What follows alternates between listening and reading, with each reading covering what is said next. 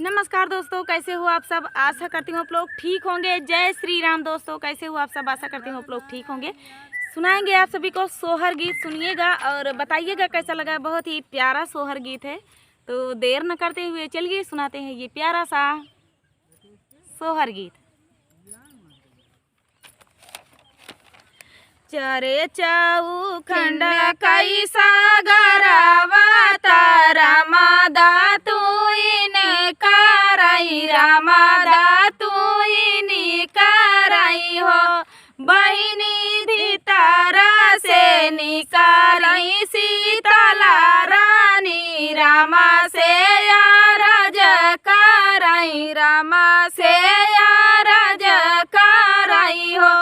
बहिनी भीतरा से निकाराई सीतला रानी, रामा से यारज कराई, रामा से यारज कराई हो। दुआरे पे पाँचा बगाई चाता घानी फूलावरी आता, घानी फूलावरी आई हो। स्वामी आसीनी को सकैया जो दिया देखता छाबिला गई, देखता निकाला गई हो। स्वामी आसीनी को सकैया जो दिया देखता छाबिला गई, देखता निकाला गई हो। एक नाही निकाला गई घरवा तायावारा दुआरवा, तायावारा दुआरवाई हो। प्रभु एक नाही लागई, एक नाही लागई मोरया चरावा ता, एक ही लालना बिना, एक ही लरीला बिना हो। स्वामी एक नाही लावाई मोरया चरावा ता, एक ही लालना बिना, एक ही लरीला बिना हो। आता ये स्वामी बोली जा बोलिया तू मना त्यागा, बोलिया जा मना त्याई हो। पियावा हमारे लाला नावा कैसा धा हो रिला, हमका चाही हो लना, हमका चाही ला हो। स्वामी हमारे हो रिलावा कैसा धा हो रिला, हमका चाही हो लना, हमारा चाही ना हो। रामा से यारज कराई, रामा से यारज कराई हो।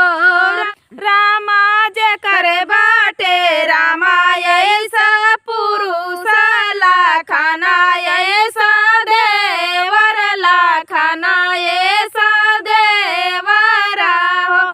जे करे बाटे बीरा हनुमान, विपत कैसे आई है, विपत्ति कैसे आई है हो। जेकर बाटे बीरा हनुमान, विपत्ति कैसे आई है, विपत्ति कैसे आई है हो। काऊ काही वो मोरी सीता कहता दुख लागई, कहता दुख लागई हो। सीता काऊ करी है रामा ऐसा पुरुष लखना, ऐसा देवर लखना, ऐसा देवरा हो। सीता काऊ करी है पुत्र हनुमान, विपत्ति जब आई है, विपत्ति जब आई है हो। सीता काऊ करी है पुत्र हनुमान, विपत्ति जब आई है, विपत्ति जब आई है, विपत्ति कैसे टरी है, विपत्ति कैसे टरी है हो। विधाना न लिखे है करमवा, करमवा नाही मिटी है, करमवा नाही मिटी है हो। सीता केहू नाही होई है सहाय, विपत्ति जब आड़ी है, विपत्ति जब आड़ी है हो। सीता केहू नाही होई है सहाय, विपत्ति जब आई है, विपत्ति जब आई है हो। छूटी जाई है अवध नगरिया, जा जाई पारे बनावा, जा जाई पारे बनावाई हो। सीता लिखल करमवा कई भगिया, विपत्ति जब आई है, विपत्ति जब आई है हो। तो दोस्तों ये प्यारा सा सोहर गीत आप सभी को कैसा लगा कमेंट में बताना दोस्तों। मिलते हैं नेक्स्ट वीडियो में, तब तक के लिए नमस्कार।